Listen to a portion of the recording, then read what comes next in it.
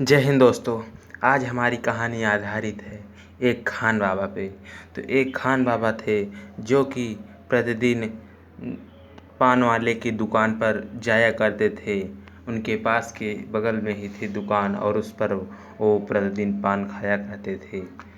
लेकिन एक दिन की बात है कि उन्होंने देखा कि पनवाड़ी की दुकान पे एक फ़ोटो लगी हुई थी।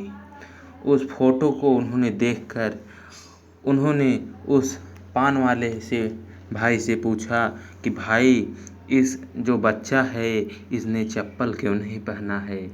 तो पान वाले चाचा बोले कि तुमको ज़्यादा फिक्र होती है तो तुम ही जाकर इसको लाकर चप्पल पहना दो। लेकिन उन्होंने ऐसा इसलिए बोला क्योंकि वो जानते थे कि इनको चप्पल नहीं पहनाई जा सकती। लेकिन खान साहब को नहीं पता था और उन्होंने चप्पल अगले दिन वहाँ से गए और दुकान पर से चप्पल लाकर उस पान वाले बाबा से बोले कि आप उस बच्चे को बुला दीजिए, हम उसको इस चप्पल को पहनाएंगे। उस जो खान साहब की बातें सुनकर उस पान वाले बाबा को थोड़ी हंसी भी आई, लेकिन और थोड़ा गुस्सा भी आया। फिर उसने बोला कि वो यहाँ नहीं रहता है, उसको अगर आपको चप्पल पहनानी है तो आपको यहाँ से सीधा वृंदावन जाना पड़ेगा। उस पान वाले भाई साहब की बातें सुनकर बाबा अपने घर गए और उस चप्पल को रात भर देखते रहे। और जब उन्होंने उस चप्पल को देख ही रहे थे तभी उनके मन में एक कठोर विचार आया कि क्यों ना हम वृंदावन चले ही चले। फिर अगले दिन वो उस दुकान पर आए और उस दुकान वाले भाई साहब से उन्होंने पूछा कि भाई साहब, आप हमको बस उस बालक का पता बता दीजिए कि वो रहता कहाँ है और करता क्या है। तब जो पान वाले भाई साहब हैं उन्होंने उनको बताया कि यह वृंदावन में रहता है एक मंदिर में, और अगर आप इसको कहीं किसी से भी पूछ लोगे तो वो इसका पता बता देंगे। खान साहब वहाँ से चलते गए और वृंदावन पहुँचे। वृंदावन में जब वो पहुँचे तो उनसे कोई बात ही नहीं करता था और वो काफ़ी दिनों तक वहीं आसपास में टहलते रहे। लेकिन और शाम को एक मंदिर पर वहीं सो जाते बिना कुछ खाए, अब मिल जाता तो कुछ खा लेते। एक बाबा ने उनकी परेशानी को देखा और उनसे आकर बोला कि हे बच्चे, हे खान, तुम यहाँ इतने दिन से क्यों टहल रहे हो। तो उनकी बातें सुनकर खान साहब को लगा कि कोई उनको मानो कि उनके जी में जी आ गया हो और उनको लगा कि कोई है जो हमारी बात को सुन सकता है। खान साहब बाबा ने उनको पूछा कि तुम किसको ढूंढ रहे हो। उन्होंने बताया कि मैं एक बच्चे को ढूंढ रहा हूँ।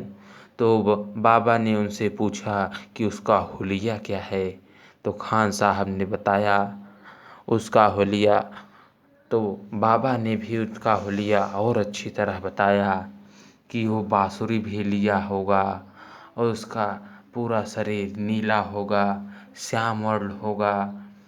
बाबा ने जब ऐसा बताया तो खान साहब को मानो लगा कि अमृत आ गया हो, और उस बाबा ने उनको खान साहब को बता दिया कि आप उस मंदिर में जाइए, वहाँ पर आपको मिल जाएंगे।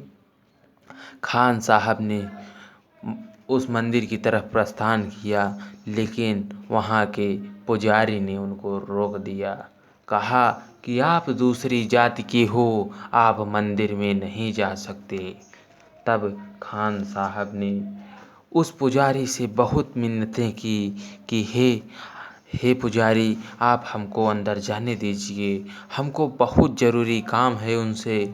लेकिन पुजारी ने उनकी एक ना सुनी और वो वहीं बाहर मंदिर के बाहर बैठ गए और वो सोचने लगे कभी ना कभी तो ये बालक ज़रूर बाहर आएगा, तब मैं उसे इस चप्पल को पहना दूँगा। ऐसा सोचकर वो मंदिर के बाहर बैठ गए। मंदिर के बाहर बैठे और समय ढलता गया, सुबह से संध्या हो गई और वो इंतज़ार में थे कि अब शाम को तो आएंगे ही आएंगे, लेकिन वो नहीं आए बाहर। फिर उन्होंने खान साहब ने वहाँ पर सो गए और रात को करीब 4 बजे एक आवाज़ आई, उठो वत्स उठो, बाबा उठो। खान साहब तुरंत उठे और ऊपर इधर उधर देखने लगे, लेकिन उनको कोई नहीं दिखाई दिया। तब उन्होंने जब नीचे देखा तो उनको वही बालक दिखा जो उन्होंने तस्वीर में देखा था। वे आश्चर्यचकित हो गए और कहा कि तुम यहाँ हो। और उन्होंने उसको चप्पल को उस बालक को पहनाने के लिए जैसे ही नीचे उनके पैर में पहनाना चाहा तो वो आश्चर्यचकित हो गए। उन्होंने देखा कि उनके पाँव में बहुत सारे कांटे धंसे हुए थे। तो उन्होंने कहा कि आप अगर मुझे बता देते तो मैं ही वहाँ चला आता, आप यहाँ क्यों चले आए? तब उन्होंने कहा कि जैसा तुम मुझे और और भगवान ने उनका हाथ पकड़कर उनको मंदिर के अंदर ले गए और कहा कि इस मूर्ति को देख रहे हो, लेकिन तुमने मुझको जैसा देखा था, अगर मैं तुमको वैसा ना मिलता तो तुम मुझको नहीं पहचान पाते। इसलिए जैसा तुम मुझको चाहोगे वैसा ही मैं मिलूँगा। आपको इससे यह शिक्षा मिलता ही है कि आप कभी भी ईश्वर को ऊपर ना आंकें। अगर आपको वीडियो अच्छी लगी हो तो वीडियो को लाइक कीजिएगा, हमारे चैनल को सब्सक्राइब कीजिएगा। इसी भी